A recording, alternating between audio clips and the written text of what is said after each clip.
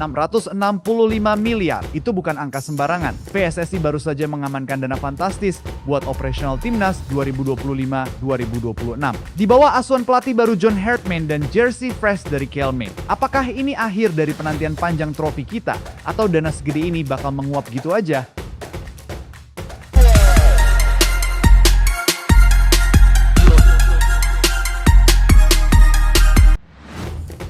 Sebagaimana kita tahu, kerjasama antara PSSI dan Erspo akan berakhir pada Februari 2026.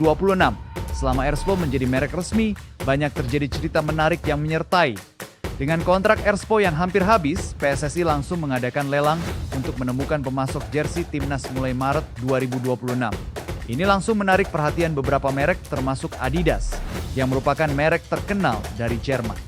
Selain itu ada beberapa merek lain, salah satunya adalah Kelme, yang berasal dari Spanyol. Banyak yang mengatakan bahwa PSSI mungkin lebih memilih Kelme sebagai pemasok jersey timnas setelah kerjasama dengan Erspo selesai.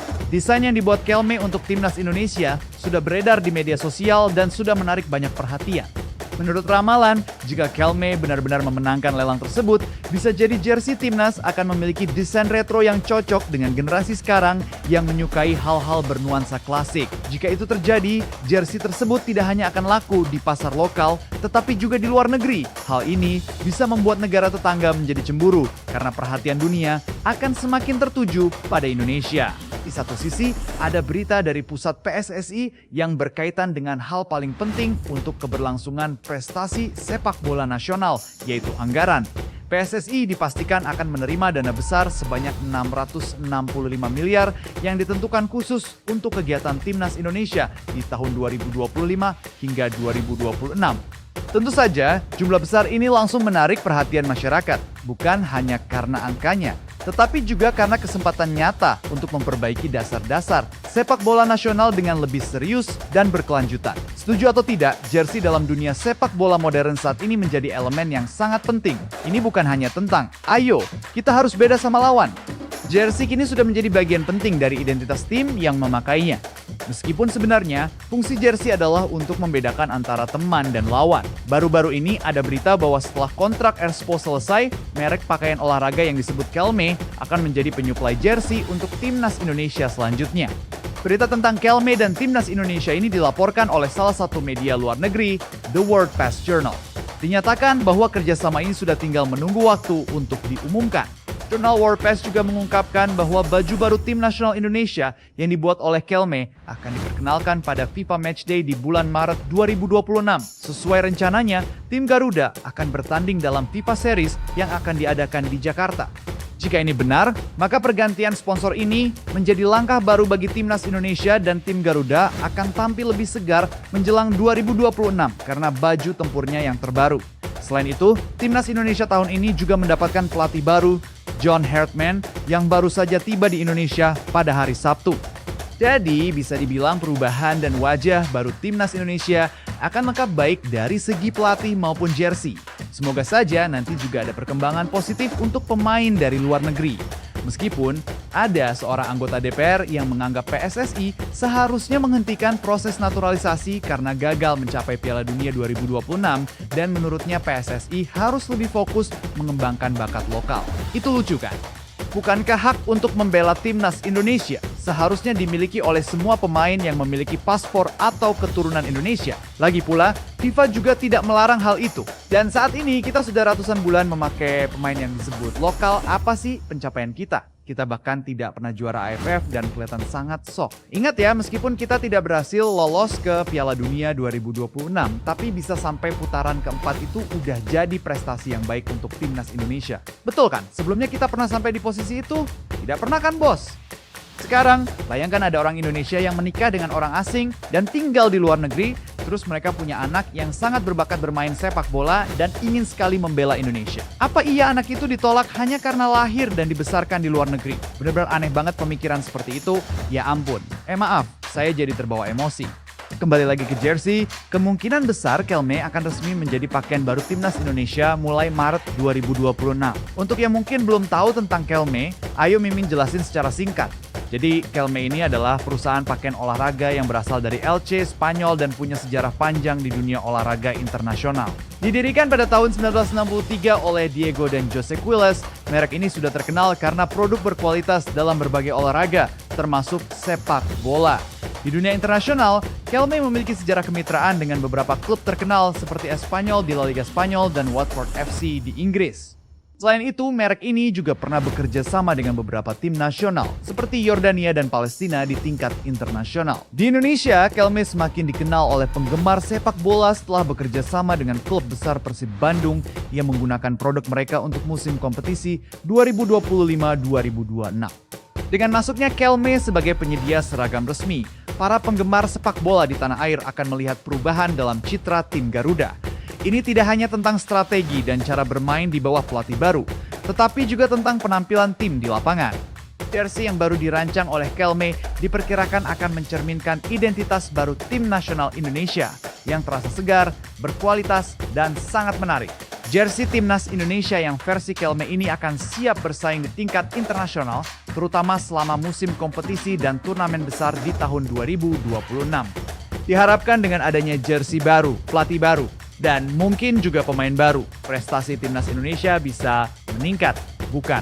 Di sisi lain, ada berita dari PSSI yang berbicara tentang hal terpenting untuk keberhasilan sepak bola kita, yaitu anggaran. PSSI dipastikan akan menerima dana besar mencapai 665 miliar rupiah yang diperuntukkan bagi kegiatan Timnas Indonesia untuk tahun 2025-2025. Angka ini tentu saja menarik perhatian masyarakat bukan hanya karena besarnya, tapi juga karena ada kesempatan nyata untuk memperbaiki dasar sepak bola nasional dengan lebih serius dan berkelanjutan. Sebelumnya, kita tahu bahwa Timnas Indonesia sempat menghadapi kesulitan dalam kualifikasi Piala Dunia 2026 saat dipimpin oleh Patrick Kluivert. Skuad Garuda mengalami kekalahan tipis 0-1 dari Irak dan kalah 2-3 dari Arab Saudi di Stadion King Abdullah Sport City Jeddah. Kedua hasil buruk tersebut membuat Indonesia berada di posisi terakhir Grup B pada kualifikasi Piala Dunia 2026 tanpa meraih satupun poin. Ini adalah situasi yang membuat publik di tanah air merasa marah, kecewa, dan sedih, serta menimbulkan banyak pertanyaan tentang strategi dan persiapan tim untuk ke depan. Situasi ini pernah mendapatkan perhatian dari banyak orang, salah satunya Suaprio Prima, mantan pemain PSSI Primavera. Dia berpikir bahwa saat ini seharusnya menjadi waktu untuk merenung bagi federasi. Dia percaya bahwa untuk mencapai prestasi dalam sepak bola tidak bisa sesaat, tetapi harus melalui perjalanan panjang dengan perencanaan yang baik dan konsistensi yang tinggi. Di sisi lain, analis sepak bola senior Kesit Budi Handoyo menekankan bahwa membangun tim yang kuat tidak bisa dilakukan dengan cara sembarangan. Menurutnya, pemain yang berada di luar negeri harus lebih sering dikumpulkan, diberikan pengalaman dalam pertandingan internasional, serta diberi kesempatan untuk bermain bersama dalam waktu yang cukup lama, supaya hubungan antar pemain bisa terbentuk sebelum kompetisi besar dimulai. Di tengah berbagai komentar kritis tersebut, akhirnya ada kabar baik datang. Ketua Umum PSSI, Erick Thohir, yang juga menjabat sebagai Menpora, mengumumkan bahwa total dana PSSI untuk tahun 2025-2026 adalah 665 miliar. Angka ini terdiri dari 438 miliar yang berasal dari sponsor, hak media, penjualan tiket, dan barang dagangan, sedangkan 227 miliar lainnya didapat dari dukungan pemerintah. Dana besar ini akan difokuskan untuk pengembangan tim nasional senior, U23, U20, U17, dan tentunya tim nasional putri. Namun cabang futsal dan sepak bola pantai belum mendapat alokasi utama dari anggaran tersebut. Yang pasti, dengan adanya suntikan dana sebesar ini, PSSI menunjukkan keseriusannya untuk tidak hanya mencari hasil cepat, tetapi juga membangun dasar yang kuat untuk sepak bola Indonesia dalam jangka panjang secara terencana.